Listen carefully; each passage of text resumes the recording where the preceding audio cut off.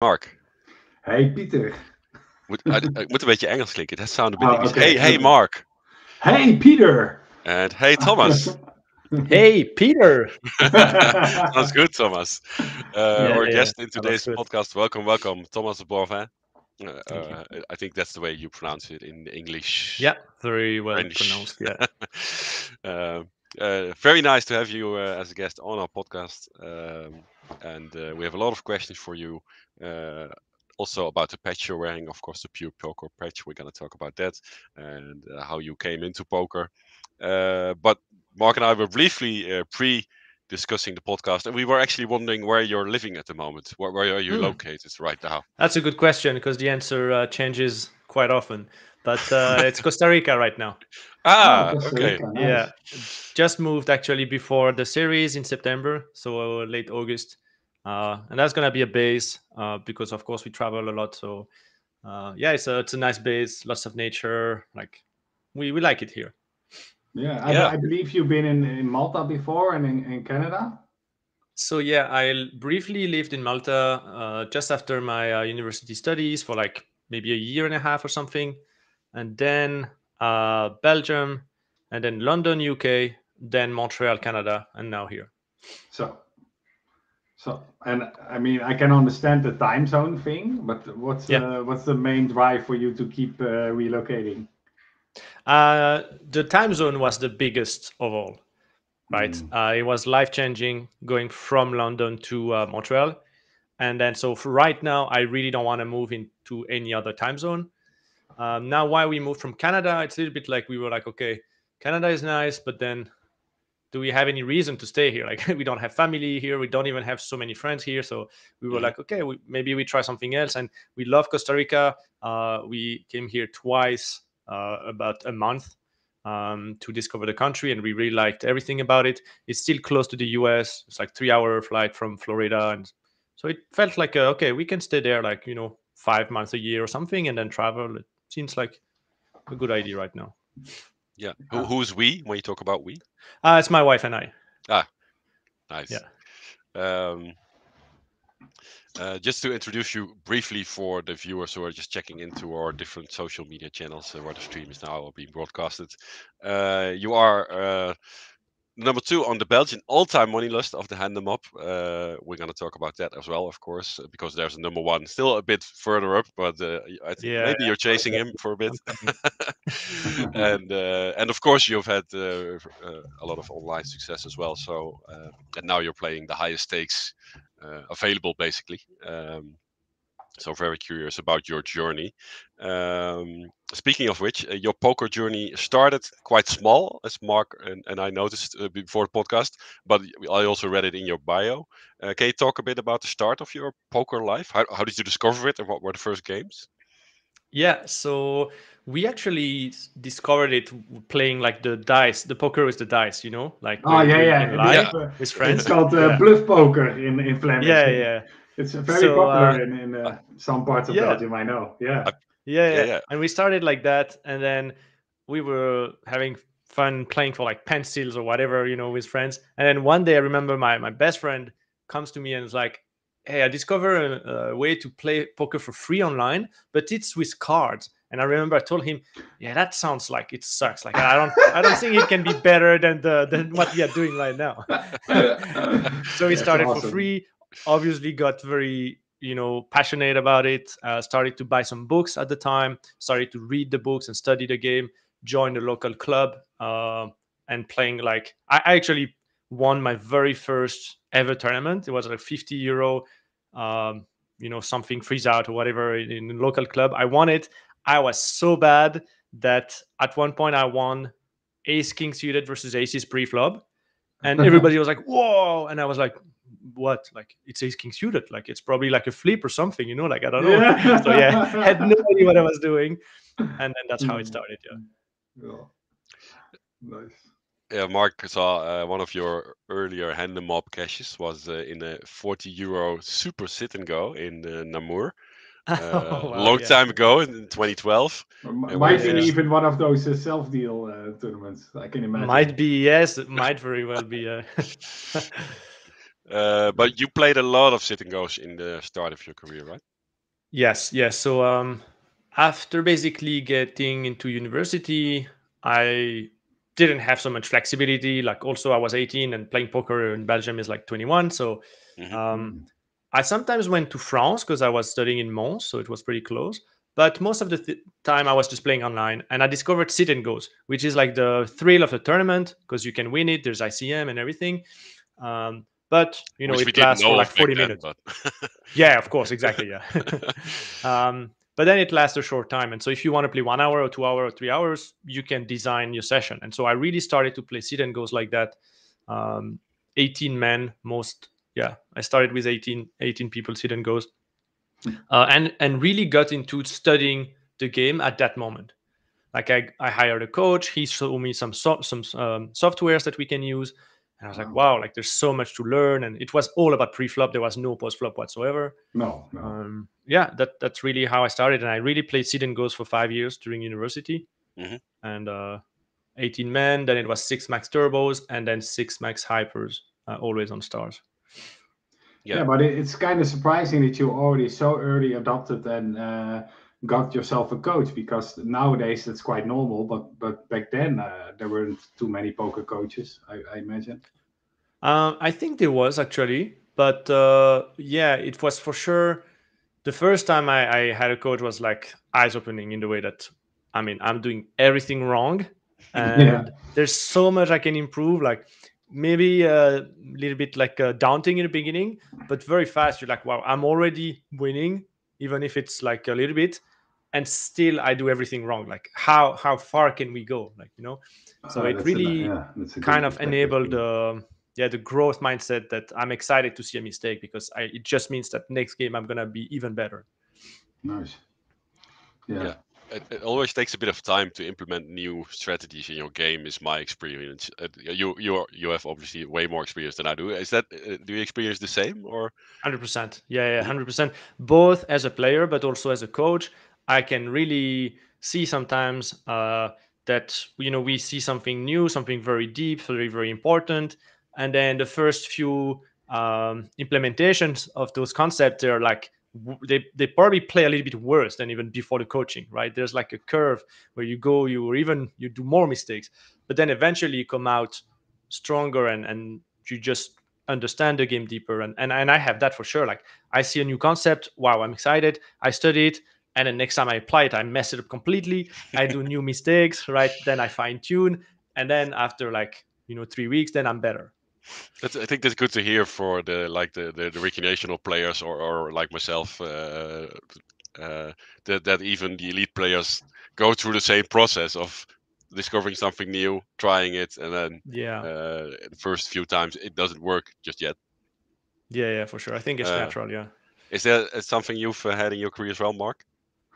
I mean, The I'm at the sigh, point. like I'm easily. yeah, I'm at the point where I'm starting to realize it's always this curve. Like at first you think you know it all, and then the more you grow, the more you realize that there is much more to learn. And in recent months, I've been studying harder than before, and I'm coaching other players also. So this forces me to check all my previous beliefs, because some Mm-hmm. things that I've been doing for 10 years turn out to be pretty bad. So it's almost scary how much things you still discover, where you're like, oh, I thought I had this spot all worked out already. I've played this spot a million times, but turns out I've been doing it wrong all these years. So now I get to start over again, and that's pretty exciting. Mm-hmm. Yeah. How important is it? Question for you both, actually, for a poker player to be willing to learn and eager to learn those new things. You want to go, Mark, first? Well, okay, yeah. The big thing is, um, I think like I said, if you're early in the curve and you feel like you have things figured out, then you're not with an open mind, obviously, and you're not seeing all the mistakes you're making. So it's very important to always assume you know nothing, and that way you Mm-hmm. can get new information. Yeah. Yeah, to have the beginner mindset. For sure, I think it's super crucial Pieter, to answer your question. And I think a good way to cultivate that maybe state of open mind and pursuit of like being curious about the game and is by keeping always a little bit of study in your agenda.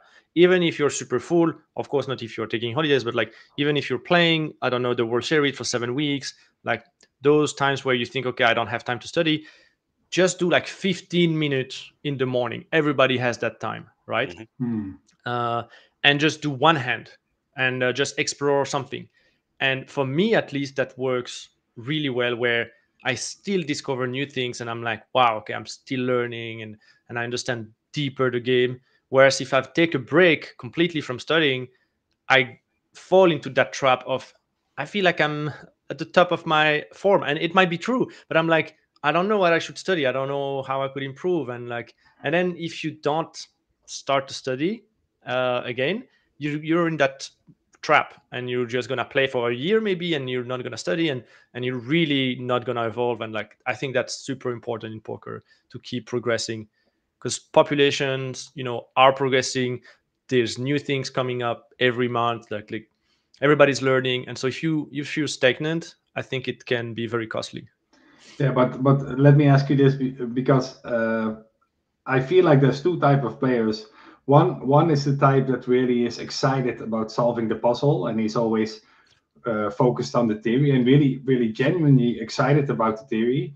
And there's also players like me on the other hand.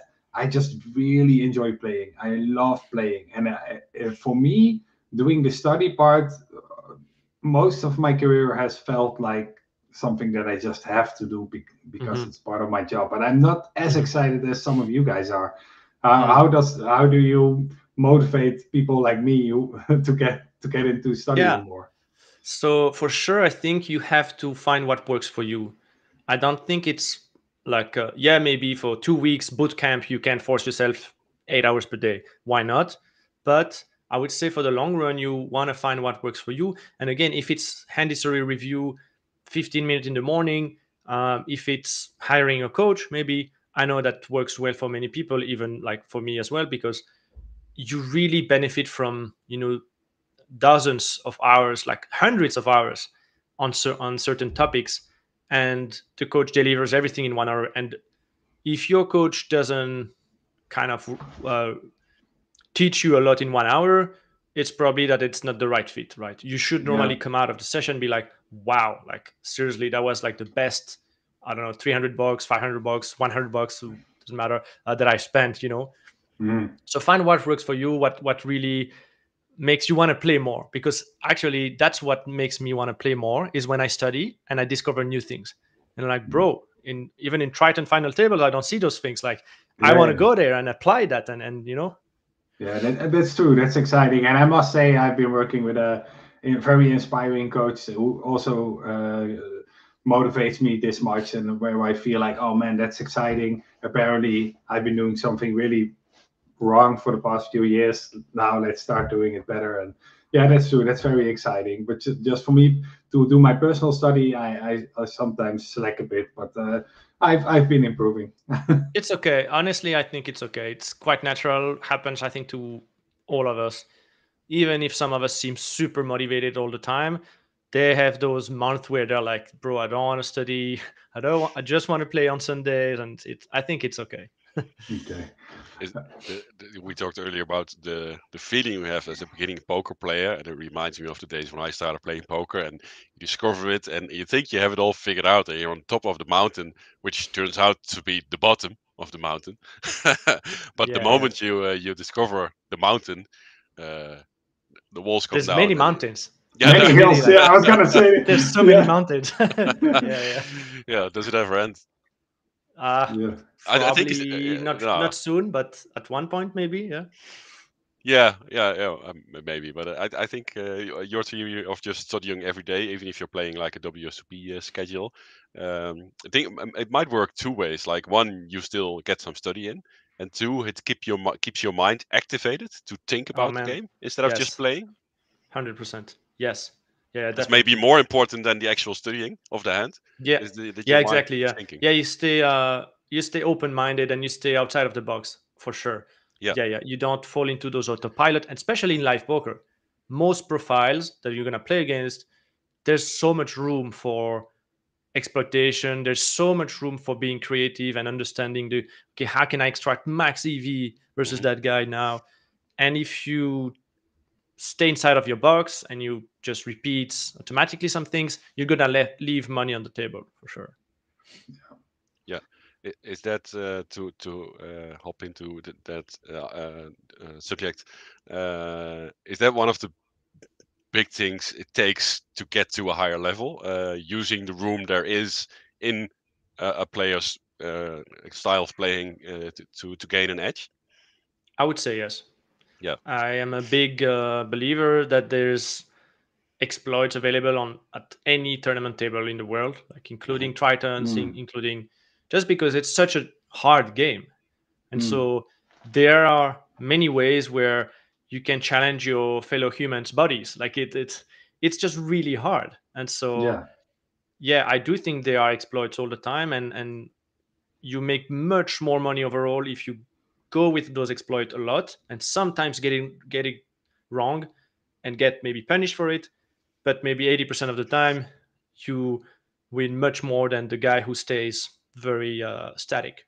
Yeah, and it is the static, same word you use for GTO. If somebody plays just a standard GTO, is that too static nowadays? Is that is that a nice basic to have, the GTO playing style, or? I think that nobody plays GTO. That's the thing. When you see a pattern and that the solver plays, versus itself, and you try to repeat it, it is GTO if you face that exact strategy.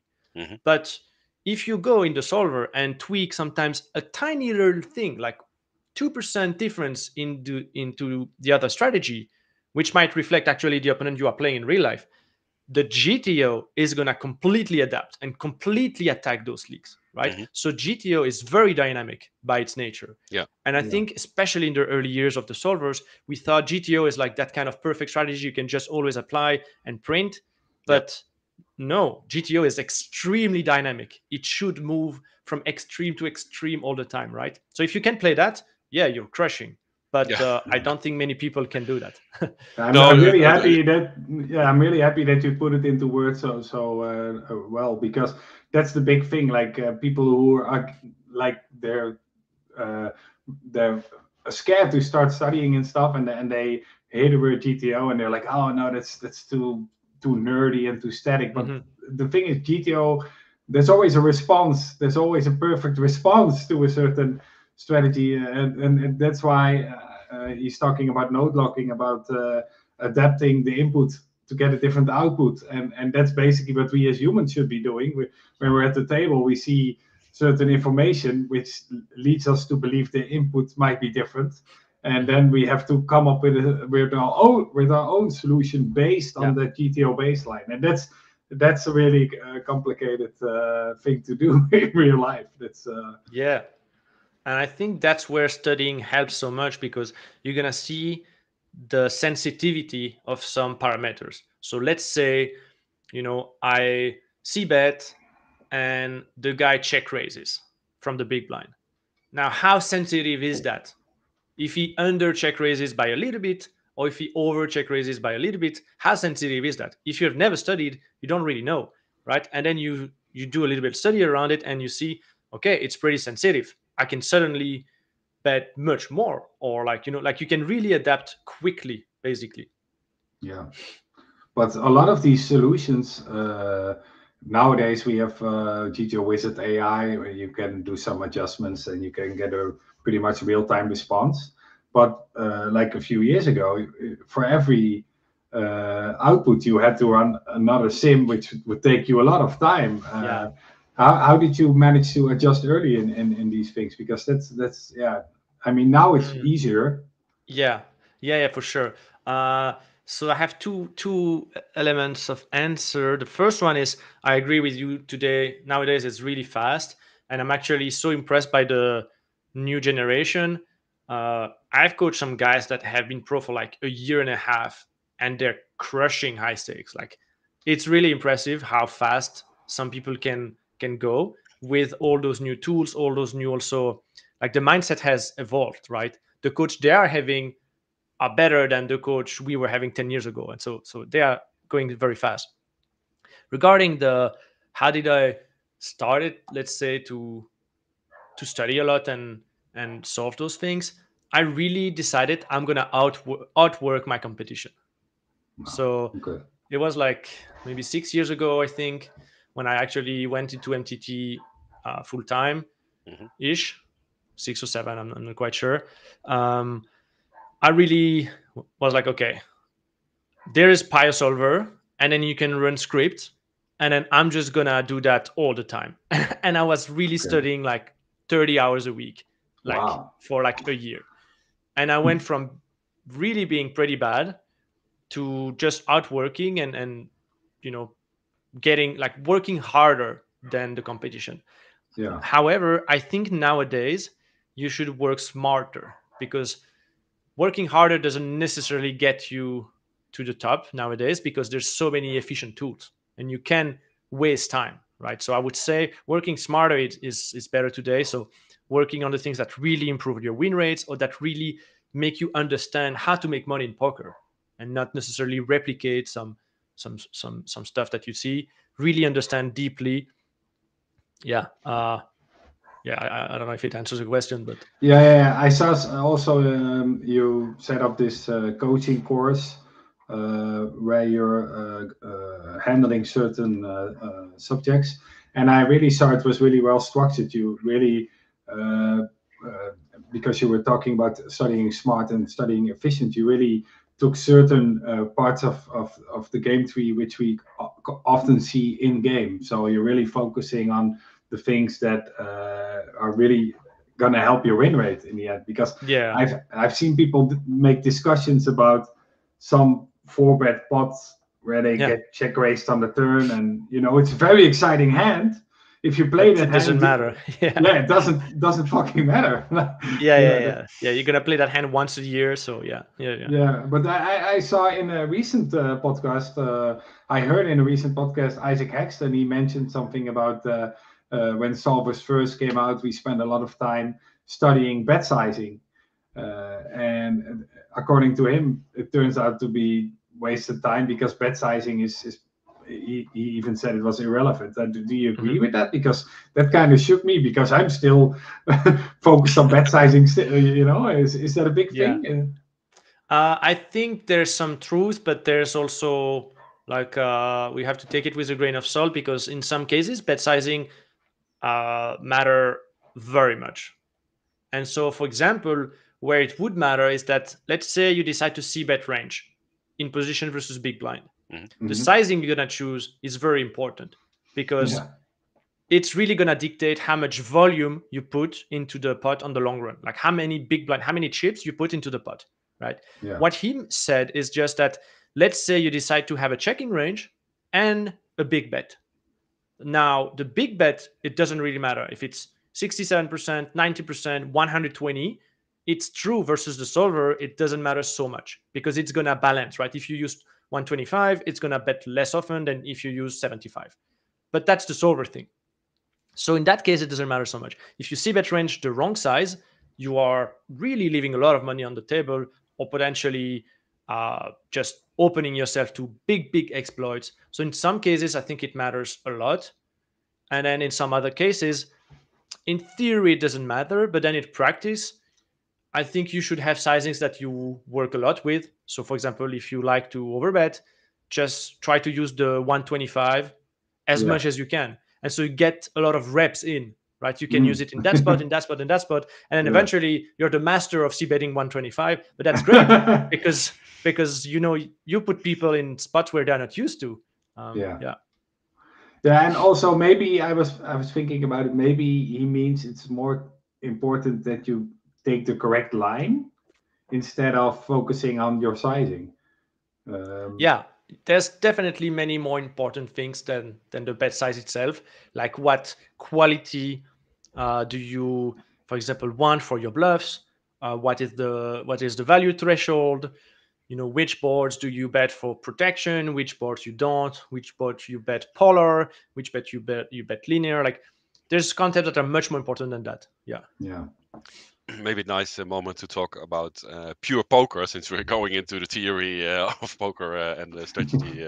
Anyway, you've started pure poker recently, I'm gonna say, but you can talk about it best. I think it's this year, right? Maybe Yeah, late correct. next year. Can you tell us a bit about pure poker, what it is, and what the idea behind it is? Yeah. So with my main partner, Michael Gatti, we thought, okay, first of all, we are both into coaching, and we were like, there's not really a great French-speaking platform. Like, when I say great, I mean that can fit for elite players, for pros, for like online high stakes, like really for a little bit like you would look for the run it once, the elite subscription. There's some great stuff. Um, Maybe CNC coaching. Like, there's a few platforms, but when you are like a high stakes pro, it's already hard to find really good video content. But there is some in English. In French, in our opinion, there was zero. So we thought, okay, first of all, there's just a business opportunity. There's a big hole in the market. And so we thought, okay, we're gonna do a coaching platform where we really give everything we can, and we give the highest basically coaching content, so same quality than if you do one-on-one with us. That's the core idea. And so we started like that, and another idea came into the plan, is that it's great for the pros, but what about those really enthusiastic non-pros, or like mid-stakes players, maybe semi-pros? How do they get there? And so we had that idea to do what we called learning path. I mean, we didn't invent the concept, but we just didn't find it so much in poker. Learning path. And so where you can really take a spot, let's say in position versus big blind, and you start from the beginner level, if that's where you are, and then you just follow literally a tree that we have designed, where you just go one video after another, and then you arrive to the intermediate level. Oh, nice cat. Thanks. And then and you end up in the elite level, where it's very advanced concepts, and you are able to basically develop an edge even in high stakes. That's kind of the idea of the platform. So there's different tiers of skill level, and Yeah. you go along with Yeah. the videos. Yeah. Yeah, exactly. Yeah, there's a clear progression by skill levels, and then around that, we a little bit by surprise, we were surprised how enthusiastic was the community about the project. And so the community kind of grew up pretty fast. And so we have a Discord for everybody. Then there's a Discord just for the elites, where we have more technical talks. But the whole ecosystem really grew pretty fast, and that's really great because people share their scores. They create sometimes small study group inside of the community. Like, so yeah, it has become like a very rewarding project, basically. Yeah, that's very, very, very good to hear, and I can imagine very nice to see it happening when you start this project, which is a big thing. You think it might work, and you give it your all, and then it's good for you and Michael. Good to see that it actually takes off, and more than you probably would have expected, or maybe would have expected. Yeah, the community for sure grew up much faster than what we expected. Yeah. It is purely for French speakers, or it's all in French? Yeah, right now, yeah. The plan was to a little bit study how the market reacts in the French market, and then go international. So yeah, we will see, how we proceed about that. But right now, it's in French. Yeah, and right, it pains me to say that nowadays there are many really advanced, really elite players coming from French-speaking parts of the world. Like I've been going to Namur for a long time. I don't see many elite players in Namur usually, but I know there's a big advancement, especially in Belgium also. Like there's a bunch of great players coming from Belgium nowadays, and it's surprising, and it might have to do with your coaching. I don't know. I think it's no, I don't think so. I think it's the other way around. We realized that the high stakes and community, the French speaking community, was definitely growing. Like, there's so many guys from France, from Belgium, from even like a couple from Switzerland, from Canada, like and so yeah, we were like, okay, there's maybe, I don't know, 50 to 100 pros that could really I don't know, benefit or would be really happy with that kind of content, and that was the target. Yeah. Wow. How much how aware are you of the current Belgium poker community? Like, you haven't been in Belgium for a while. Are you friends with many Belgian players, or? I don't think so many. Like, I have my buddies like Johan Schumacher, Terry, who's kind of retired, and Michael, and then I have a lot of friends from the past. I don't know, Jonathan Abdelatif, and then Anthony Rodriguez, like all those guys. I know pretty well, and I would be really happy to see them, have a chat with them. But I don't stay in contact with so many of them from Belgium, at least. I work a lot with Sylvain Loosely from France, but I think that's about it for the French community. I met Karim at the Boss, at the castle, like the Boss 9 experience.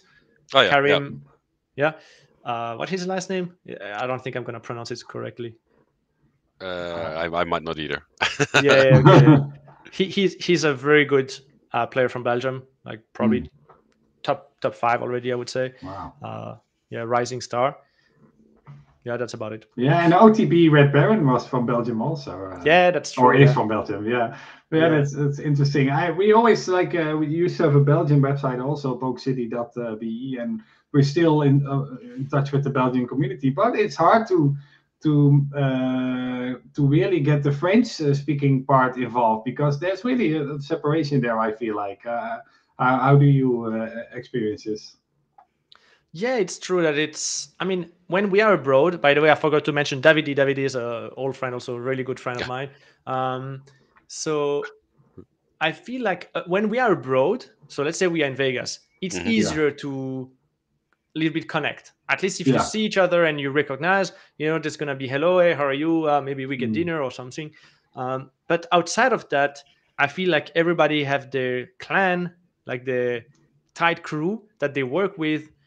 And probably language is the first, I would say, barrier, where maybe the, Flemish side speaks Dutch between each other, and they have all the routines and all the organizations. And then the French guys probably speak English with other international, because there was really not many French high level players.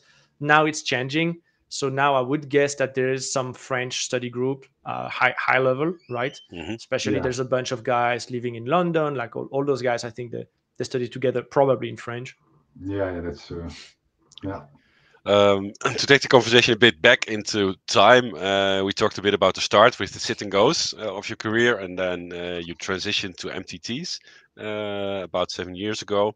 But we see some WSOP caches already on your hand them up in like 2014, 2015. You basically started visiting annually, I think, in 2014, since 2014. Those were the early days of your, maybe the leading up to your transitioning into professional, or maybe you were professional by then, I think. Or... Clearly he was already playing pretty high, but at some point you made this, like you went from 1Ks, 2Ks, 5Ks, you went to 10, 25, maybe 100Ks. So I'm curious to hear how you made that transition. Did you, and it might be a bit of a personal question, because playing 100Ks usually requires some sort of backing or anything.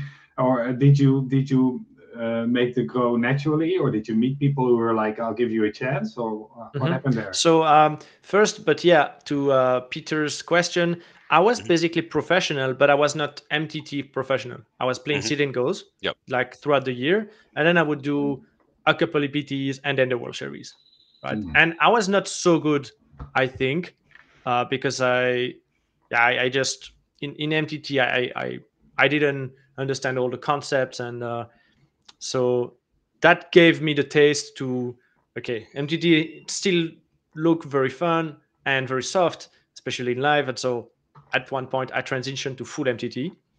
But I've been going to Vegas for a while, and for the, let's say, mid stakes to high stakes, or even super high stakes, there was that element where I met some people and they were interested in staking me for higher stakes.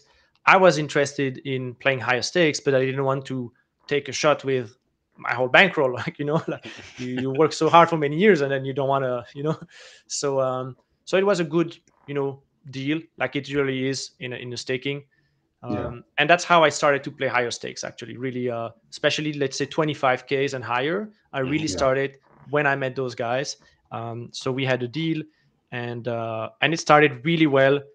Like I think the second 25K I played, I won, and like it was a super good start. But then it went through a like a downswing, mainly because I think my main link at that point, if I can go there, was that I felt like, okay, because I'm staked, I don't need to select the tournament so well. I can play anything because I'm, even if we go to the downswing, it doesn't affect me so much. And that was a mistake, because even if you don't lose money, you lose time. You're stuck in a makeup for like years, and so it can be very costly. So I would say game selection is, especially nowadays, super crucial, right? Don't play silly games where there's only super tough regs and like you're gonna have insane swings, right? Save your money for live, softer stakes and that kind of stuff. I mean, this is probably not a big thing in live 1 case, but in live 25 case, you probably need to be a bit more selective. Yeah. Especially nowadays, there's 25Ks all the time. Like if you go to an APT festival, every day there's a 25K plus. Right. And so some of them are not super great. Sorry, Pieter. No, I was just wondering, like PokerGo has a big festival every once in a while. And those might be the ones you decide on to every once in a while do play, because I see some cases like the US Poker Open, for example. But smaller fields with some, I don't know, just an example comes to mind that might be one of the tougher fields, or am I mistaken?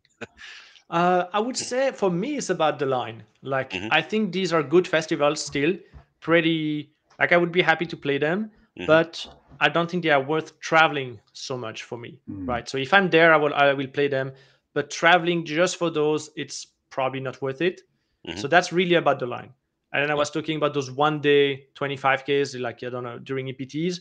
That's below the line, I think. I've played some, but honestly, they weren't great. But most live, honestly, tournaments are pretty okay. Even like very high stakes, normally they are pretty decent. What about Triton? I know you've been to Triton. It must be a great experience overall also, right? I feel like they really took it to the next level in terms of the hospitality aspect and the professionalism. For sure, best poker experience for me was Triton. Like everything was, flawless. Like the dealers are the best. It's like really the best of the best. The organization is really great and smart, and they are like researching new ways to make the gaming experience better. So, for example, fighting stalling. They come up with new systems so that people don't feel they have to stall anymore. So there's no stalling, even in high stake bubbles, and so. Like you get so much for free too, like food and accommodation.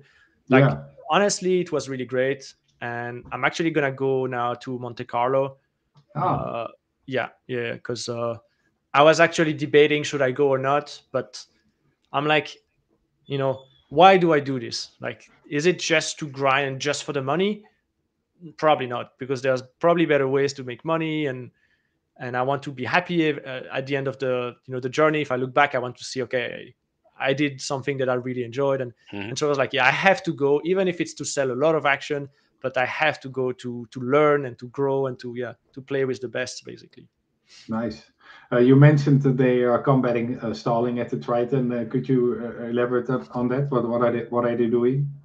Yeah. So, for example, because every single hand dealt is in the app, because behind every dealer there's a second worker, or a staff worker, that is reporting the hands in the app.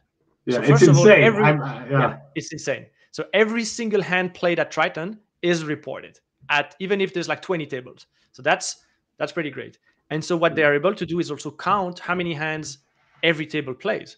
And so the beginning of the tournament doesn't matter, but when there's, let's say, Wow. 5 tables left, they count, oh, that table is behind. And so sometimes what they do is that they'll pause the tournament for 4 tables and they let that table catch up and play 3 more Wow. hands to catch up with everybody else. And if Wow. somebody busts at that table, everybody makes the money, and that table, because they were behind, like, so Wow. Yeah. stalling doesn't get you anywhere, because you're just going to have the tournament paused and then you have to catch up anyway. Wow. So That's it's, amazing. that Yeah. kind of stuff. Yeah. Yeah. That's awesome. Yeah, Okay. that's Maybe they do sure. that in Namur next BBC. Yeah. I'll suggest it. Yeah. Have you Yeah. ever been to Holland Casino? Actually, I was wondering. Yes, Maybe. once. Yeah, once. Why did I go? Did I go just for poker, or was it a coincidence? I think we went just for poker with Michael Gathy, of course. Probably the Master yeah, Classic sometime. Yes, the Masters, yeah.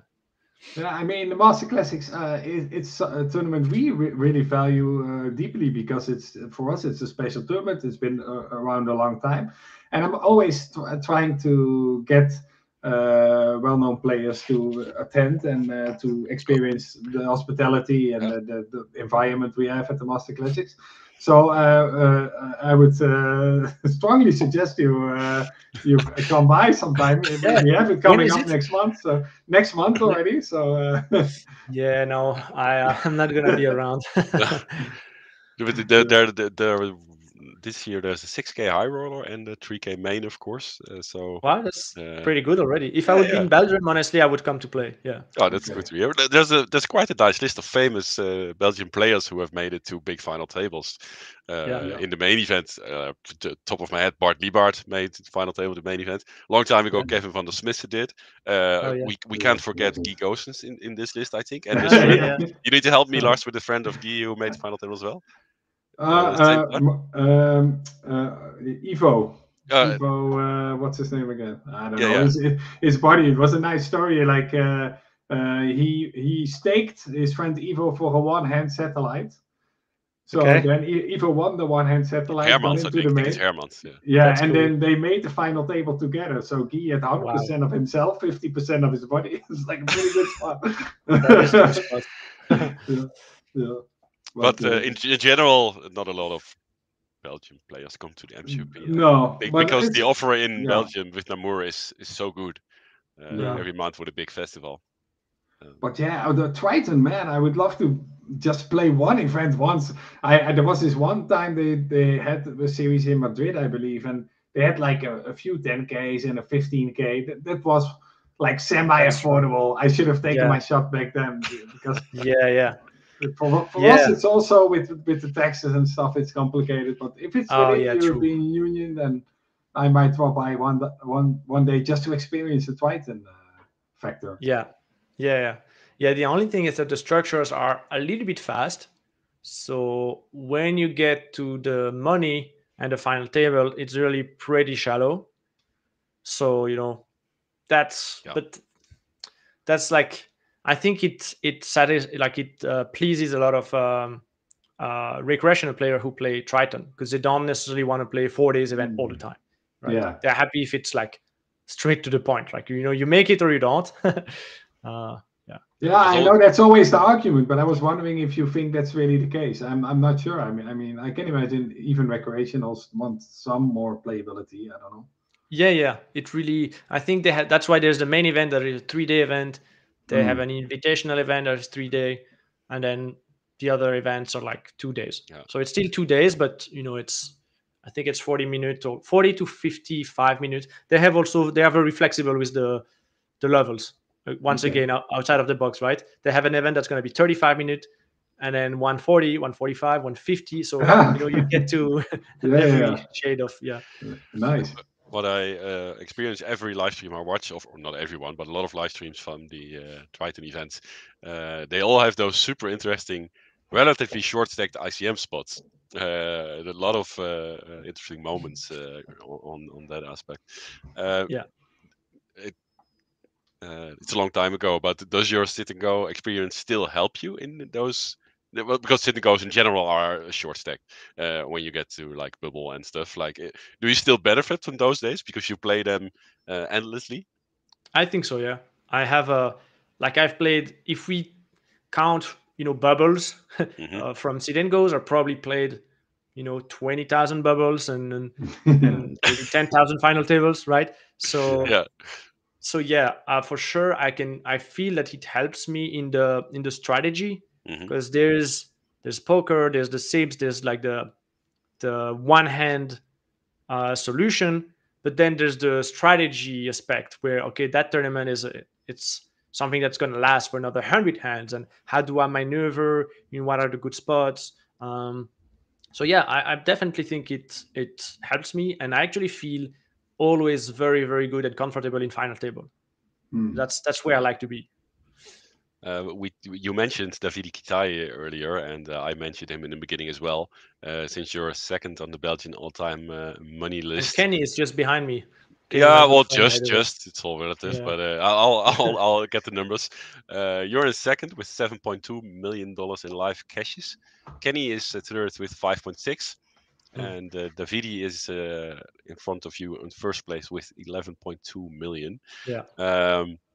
It's mostly interesting, in my opinion, for the poker fans, like, oh, who's first, who's second? Or is it something for you to look at as well? Like, I'm going to chase Davide now. Davide is playing a lot less than he used to, I think. Busy with his family and stuff. I also want to mention Pieter Aerts. Pieter Aerts might be a serious contender. Oh, he's For seventh. sure, yeah. He's He plays seventh, high. 3.1. Yeah. We I mean, for us, it's just mostly a way to tease each other. Like when I passed Kenny, I think it was last year, he, like, I was telling him, see you never, and like, we're just joking about it. David is the same, honestly. Doesn't mean so much, but I want to catch David and be Belgium #1. But that's kind of a one, in my, at least, mind. It's just an inevitable step towards becoming, really my best self. Like, how good can I become? Yeah, so it's gonna happen. Yeah. Nice. Unless David, starts to play all the Tritons, and then it's gonna be hard. Yeah, he's gonna wait till you're at like 10.5, and then he's gonna step Yes. up. Yeah, and he's a bit just older. invitational. Yeah. Davide is a bit older. He has a bunch of kids, I believe. I mean, that's those factor in a bit. I don't think he's playing as high, so yeah. So you got a good chance of catching up. He told me he would really like to play the invitational, like the 200K one. Oh. Because it's 50-50 businessmen and pros. Yeah. So it's a great event if you can get into it. Yeah, So, but you need to be friendly with one of the recreationals. That's the hard part. Or become a businessman. Or become a businessman. Because that's always tough when they draw the line. Some of these businessmen are pretty good poker players. Yeah. We talked a lot about poker strategy and the things you need to do to become like a better poker player, pure in the theory of poker. But there are a lot of non-poker things that are important to become an elite poker player, and I believe you're busy with those things as well, Thomas. Can you enlighten us on this subject? What it takes to become an elite poker player without talking about poker strategy? So I really got into the world of high performance. It's how I call it. When I met basically my wife, who was very much already into performance, into what we call biohacking. So how to sleep better, how to eat better, how to think better. And once I stepped into that world, I was amazed of, like, by how much how better you can feel, how better you can think, how more productive you can be. And eventually, for me, it was clear that it was inevitable for me to become my best self, to also work on my sleep and my nutrition and my workouts and meditation or whatever works for you. I really like all those aspects, because I think nowadays poker is pretty tough in the way that it's very competitive. And so if you can get 0.5% edge by sleeping better, and then 1% edge by eating better, 1% edge by working out, and then adding up all those things over a career of like 5 to 10 years, it's like a huge impact.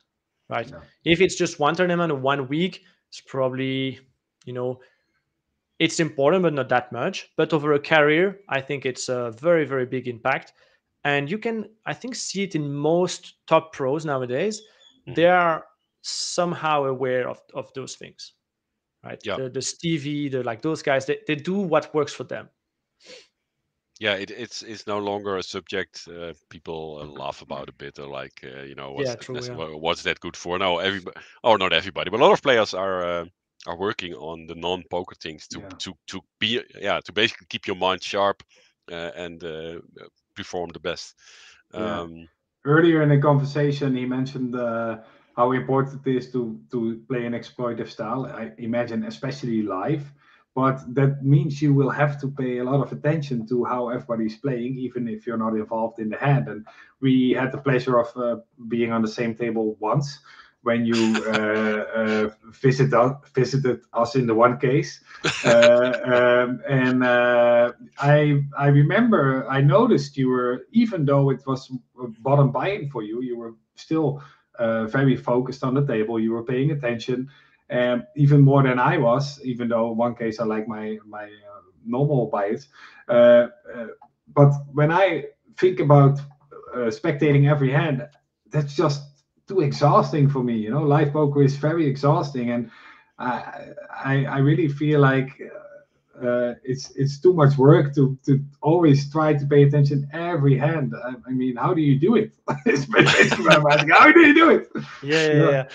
Actually, it's a great point, and I was really thinking. For example, Vegas is a good example for me because it's 7 weeks where you Yeah. can play every day. Every day Insanity. there's a great tournament, right? Yeah. And so, like this Vegas, I was really tired at the end, but it's mostly, I think, a little bit coincidence because I just it just happened that I played many, many, many days, 12, 13, 14 hours, and then bust the last hand, last level. It happened many times, and so I had a lot of, like, I put a lot of time at the table. But yeah, it is really tiring. But again, if you can if you can just have more energy, just if somebody would give you like a potion with more energy, and Yeah. you're at the poker table, you can bring your laptop and trade and build a website at the same time. But you can also decide to be just super present, and your edge goes from, I don't know, 20% to maybe 30%, right? Yeah. And if you do that but that's the edge on that day. So now Mhm. I'm talking about the motivation. Then I'm gonna say how. But imagine if you are more open mind and you are really questioning the plays every hand, every day. Imagine how you grow much more over a year, 2 years, 3 years, compared to if you were on your phone for 10 hours looking at social medias and not necessarily questioning. And, so there's the future EV, there's the evolution. Now, about how, yeah, it's really about elevating your energy. And so for me, what works the best is sleep. For everybody, it's the most important. Yeah. Then there's nutrition. For me, it's a really big deal. I eat, mostly keto food during the tournaments, so very low carbs, high fat. There's mhm. much more energy in the fat too, so the brain can feed for a long time on the fat. Um, and then there's like workout that gives you so much energy. Like this Vegas, for example, in terms of energy, I had my best Vegas ever. Um, and I'm pretty sure it's just because for the first time I hired a private trainer. And so Wow. he pushed me more during the workout. And I really felt like on my little cloud for like 5-6 hours after the workout. I was like on Mm. my little cloud full of good hormones in the brain. And so Mm. if when you add up all those things, yeah, you can put the intensity every day. And funny enough, some of my teammates, we hired a chef, and for them it was the first time. It was not this year, actually, the year before. And so for 7 weeks they ended up having super great meals, super healthy, good nutrients, like poorer food, like everything, however you want to call it. And all of them, they were like, wow, like this is the end of Vegas. I've never felt like that. I Yeah. always Yeah. feel like rubbish. Yeah. And now I'm Especially like, in Vegas, where the food is just terrible. Yeah. yeah. Yeah. So that's honestly how I do it. Yeah. Just adding up the small edges, the small victories, that gives you a little bit more energy. Yeah, Yeah. and to keep it, that you are aware of the fact that maybe doing it one day won't make a difference, but doing it time over time over time, it will eventually make a difference. Yeah, for sure. Yeah. Yeah. Uh, I had something else in mind, but now I think it's gone. Yeah, Uh, it's okay. so Mark, out of the points Thomas just mentioned, so obviously we have a sleep problem with Mark because there are two kids. They're getting bigger, but sleep is difficult. But we can look at the other things, right? Yeah. Yeah. Workout. I think you've been working out, Mark, right? I've been working out a bunch more. Yeah, actually, Yeah. just this morning I was lifting weights again. And Yeah. no, You could have been in bed as well, so I take that as a win, Mark. yeah, no, I'm doing fine right now. Yeah, but when my kids were small, it was really difficult. But now Yeah. now they're in school, and I get to go to the gym more, and I get to sleep a lot more. But for me, I'm transitioning to playing during the day. Or I could also move to Costa Rica, but my wife won't let me. But so I'm playing during the day, and I'm trying to focus on sleep a lot, like because I really recognize especially the sleep part. I believe you're also wearing this ring to keep track of your sleep, and Mhm. I'm really focused on it. I just really see a huge difference between sleeping Yeah. my maximum, which is like 7 hours, or my normal 4 or 5 hours. It's just a big difference. Oh yeah, for sure. Yeah. They have studies that are really like eye-opening concerning regarding sleep, like that 15 to 30 minutes less sleep decreased by like 40% the free shots from NBA players, or like they have Wow, some crazy studies. Like wow, yeah, yeah. We have a question from a viewer, which we'll just ask, and then we'll find out if Thomas has something to say about it. OEN Vorlook is wondering, or do a lot of pros, or did a lot of pros Let me actually rephrase it. yeah. He's really wondering how many of the players we see on Triton, etc. How many of them have their own action? How big of a pieces are they selling? Like, Yeah. is it like less than 20%, or what's a bit? You can give us some insight maybe, but like what's normal? Yeah, I wouldn't know like accurately, because I've not been in that ecosystem for long enough. But from my experience, I would say first of all, almost no one has 100% of the action.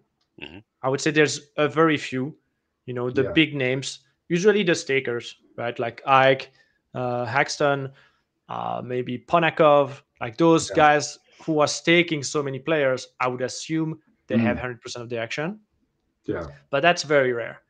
I would say even people like, I don't know, Chidwick, I would say even these guys sell a little bit. Yeah. Yeah. I think Bonomo, I heard him once saying that he doesn't have the role yet to play 100Ks. It's a nice problem, by the way. But Yeah. Yeah, I have that problem as so well, but yeah, me too. So yeah, I'm Simber, on the roll Bonomo. to play 100K. I mean. Yeah. yeah. Oh, I thought he said that. Oh no.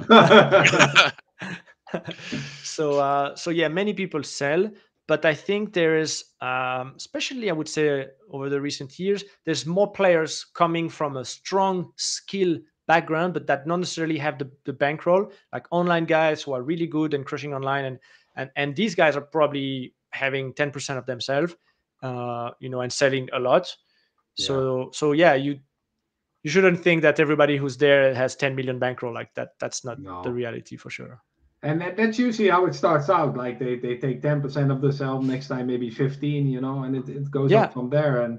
But yeah. is it always the same people? Is like Ike Hexton, if he's playing 100K, does he have like 900% in the field or something? Yes, I think so. Wow. I Okay. think I think there's two or three guys who have a lot of action per day. Yes. Yeah. Yeah. But that feels a bit problematic, because you get into certain spots where it's like you're at the final table, and there's like two guys where you have action in, and there's like a few you don't, and that's it's a bit borderline in terms of Yeah. Ideally, I think it could be made public, so that at least everybody knows and everybody can check yeah, what's Mhm. happening. I agree with that. Now, I think if it becomes problematic when the pieces are really big, but if you have 100% of yourself and 20% of somebody, like it's still 5 times better, or not really because of ICM, but it's still much better to play your best game and accumulate as much chips as you can, or like win as much money as you can for yourself. Yeah. But then there's also the other aspect, the ethical aspect. And I think players like Ike, I'm convinced, are like, he is super ethical, and I would say he would never collude, even if he would have 90% of somebody else. That's how I believe, and I hope I'm right. And I know friends of mine, we are the same. Michael, Gathi, Johan, like my tight crew, when we have swaps, when we have action, whatever, if we play versus each other, we're gonna probably play even harder than versus the other guys, And for me, that's important. Yeah, that's a value of mine. Yeah, I always like to inform the table when I'm at the table with my biggest shareholder, which is my wife. I always tell them, look, we are married, so, or almost, so be careful. But I know GG has been trying to enforce this also. Like even like the background staking stuff, they wanted to make everything public, like, which is kind of difficult to do. But I do admire the fact that they're even considering it, because I do think it's important that we, especially at final tables, etc., that we know who has pieces in each other. It might influence some action. Or regularly listeners might take note that it took us 58 podcasts for Mark to get to say something positive about GG, but we're here. Yeah, that's true. Fair. Yeah, we made it. Just joking. Additional question from Owe Vorlook. He's looking into getting into the game, I think. For those buy-ins, would you need at least 100 buy-ins to play them yourselves, or is that? I would say that's a lot, More. Yeah. More. We I need think to be richer. More. I mean, I think it's small fields, right? I mean, yes, I think it depends on many factors. First, your risk tolerance. Are you willing to swing 40% or 50% of your bankroll or not? No, that's the first question. But then there's like the edge and the field size, like Mark said. So if you have a low ROI, the estimated ROI, by the way, you could be wrong, but let's say that your ROI is 6%, the swings are going to be super massive, right? Yeah. If your ROI is 60%, swings are not going to be that big, even if fields are very, very big. Yeah.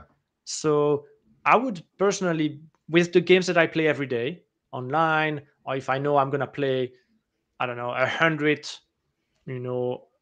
buy-in X that year, those games you want to have more than 100 buy-ins, I would say. You want to make sure that you can swing 50 buy-ins without feeding it too much. Yeah.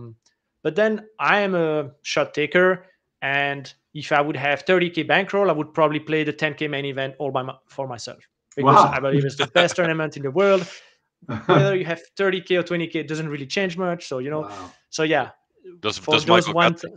Does Michael Gatti make the bankroll management part of your pure poker content, or? Hopefully he does. Yeah. That sounds pretty aggressive, but that's one thing a lot of great players have in common. They usually tend to be shot takers. They tend to be. You have to be a bit of a gamble mindset to reach the top. Otherwise, you're just going to be too careful in the mid stakes. I think. You say some exceptions, but I think overall you're right. But I think many of us burn themselves, at least at some point, doing so. And Michael Gatti is actually my mentor of game selection. He is impressive. Back in the days, there's a story I liked where he won a W Cup. I think it was a 200 rebuy. He won it. So it was a 2-day event. He won it for 100, I don't know, 120K, something like that. And after he wins the heads up, he started a 50 euro on Winamax just because the session wasn't over.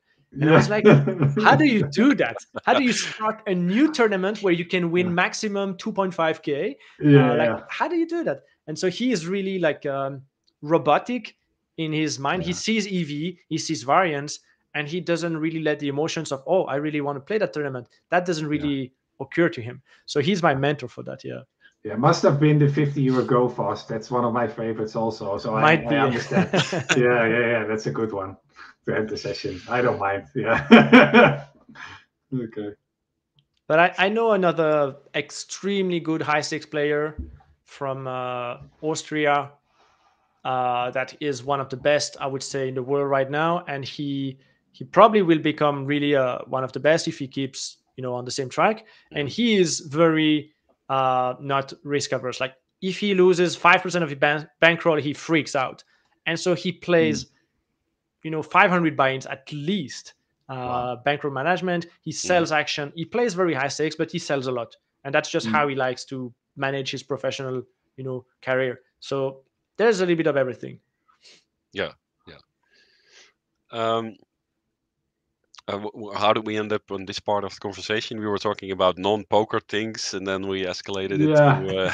I mean, I'm excited to talk to Thomas, and I have a lot of questions on my own. Yeah, it's great. One of the things I wrote down in fronthand was the first time I played. Like I don't know, a 1K back in the day. I don't play a lot anymore, but I played a bit more in the past.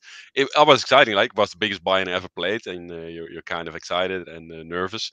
It's hard to imagine how it feels to play your first like 50K or 100K. Did you have those nerves, or were you like, oh, okay, it's just poker, or do you have a special mindset trick for that as well? Yeah, but I just want to say also one of my friends, like he played his first 100K and really noticed like it's too high, and he had to take a step back and just grind a bit lower and then try again. Did you go through that also? Like, yeah, it's a great question. I think that it would be. I think most people, and including me, thinking about those tournaments, especially if it's the first ever, definitely it takes you like it's different. You feel a little bit more nervous, maybe anxious, maybe and when walking up to the cashier, walking up to your table, like the nerves are definitely more like higher. That I can tell. But once I play my first hand, I hope I'm gonna get a 3-bet spot or something, because it really gets my system very pumped and very high, and my heart is beating the very first hand. Then after that, I'm like, I dropped in the zone, and then it's just poker, and then the buy-in really doesn't matter. Yeah, and I always admire that if people have that ability to not think about the buy-in, because I noticed when I play too high, maybe this is recognizable for listeners, I don't play my A game anymore because I don't want to bust, so I'm gonna take suboptimal choices, and it's always gonna lead to a lesser result than you would have had otherwise, of course. Yeah, you mentioned walking up to the cashier, and I immediately imagined you walking in Vegas with the 25K buy-in in cash, because in Vegas it's hard to do things with credit cards and stuff because you pay a lot of VIC or whatever. Do you actually drag around bags of money in Vegas, and when are you there? I leave the money in each casino. I think that's the safest thing. That's smart. Yeah. So you have a account at the Win, account at the World Series, and then you just do at the cashier and take from there. Oh yeah, that seems smart. It's probably better than dragging around a bunch of money. Yeah, I've heard so many stories of people getting stolen some money or something. Yeah. Even like pickpocketing this year. I had a friend like telling me he had money in his like bag that is really close to him, and like going out of Paris, somebody just like he ran into somebody, and few meters later he realized the thing was open and everything inside was gone. Like seriously, like magician level. Yeah, but I mean that's also a part of the Paris experience. It's like you're in the real Paris, It's a real experience. Yeah. Yeah, that's okay. Wow. Mark has had an experience as well, and I don't think if you know the story, I don't know whether Mark is up to telling it, but it wasn't that sophisticated. You mean what happened to me in Spain, or yeah. Oh yeah. Yeah, it's more. It wasn't directly poker related. But. Yeah. No, but I've left my wallet in a taxi in Vegas. It's also pretty painful, especially because I'm dragging around a bunch of money because I don't have an account with all the casinos. Yeah. If I want to play a 1K and it's a re-entry, I'm gonna bring 5K cash with me, and if I leave 5K cash in the back of the taxi, I tried calling the guy, but he was like, "No, nothing's there." Yeah. Oh man. Well, I imagine you can wire money up front, right, before you go to Yeah. WC as well, because well, a lot of players I think from the Netherlands who qualify or the past I had a friend of mine playing, and he literally had to go to the bank in Holland to get like 10K in dollars and take it with him to Vegas, which is a weird thing to do, right? Yeah. But it's very yeah. common still, I think. I think it's common, but at the same time, I would advise against it just because it's so easy to wire. Yeah. Like, really, it's there in sometimes the same day, and as soon as you're done playing, you wire it back, and Yeah. And poker players are just, in some senses, they're just idiots like me. And they just want to have their own control. And as soon as they see they might have to pay 0.5%, they're like, oh, you're not getting me, buddy. yeah. Yeah. The first time I went to Vegas, I went to the bank in Belgium. I think it was maybe 15K I was going to Vegas with, and I hid it in my room. But I was thinking, okay, if somebody comes to rob me, they're gonna look in obvious spots where people hide stuff under the bed and that kind of stuff. So what I did is that I threw a bunch of dirty laundry on the floor, and under some of them I just would hide 5K. So if you look under the bed, there was nothing, but literally in front of you under the dirty boxer, there would be 5K. That's how I hid my money. I imagine at some point the cleaning lady comes in and she's like, "Let me arrange these dirty clothes." But yeah, okay, sure. Nice. What is your next poker stop, Thomas? So it's gonna be Triton, Monte Carlo, and then I'm really considering should I go, but I think I'm gonna go 1 week to Brazil because actually from Costa Rica I have good flights. They have high rollers there in Sao Paulo, and then from there Florida, and then Vegas. Nice. So Florida is for the Seminole Hard Rock series, where you've had a lot of nice results there in the past. Yeah, Florida is very kind to me. Yeah. So I can imagine going back. That's we talked earlier about game selection. Obviously, the games are well interesting there. I think for you to visit. Yeah, they're good. Yeah. But yeah, go ahead. But just good to know where you're gonna play. But Brazil, is there a big series coming up, or is it just actually? Yeah, they have BSOP, so Brazil Series of Poker, I assume, and they have like the main event is a 5K with 500K guarantee for first place. So it's a big main event. Big, yeah, and then they have high rollers every day from 2 to 50K. And from what I've been told, high rollers are really good in Sao Paulo because poker is extremely popular, but not many regs get into the high rollers, and so it leaves like a lot of businessmen and then the best pros basically. Yeah, sounds good. There's probably a lot of satellites for like the main event on PokerStars, I can imagine, but I'm not sure because most likely yes. Yeah, most likely yes. We in the Netherlands we've been cut off from PokerStars because of legislation, and PokerStars has to get a license. So no idea what's going on over there. Yeah. But this guy doesn't know either, Pieter, because he's far from playing satellites. He just gets to buy in directly. So that's I play satellites during the series for sure. They're good games. Okay, fair. We're still looking for value, Mark. How high we play anyway. Poker players always gotta look for value, right? That's right.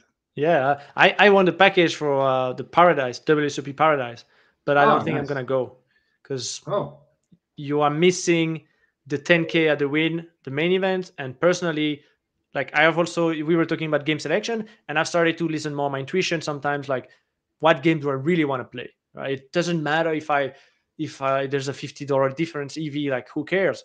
What game do I really want to play? What environment? And so in this case, I really want to go to the win, not to the Bahamas. So yeah.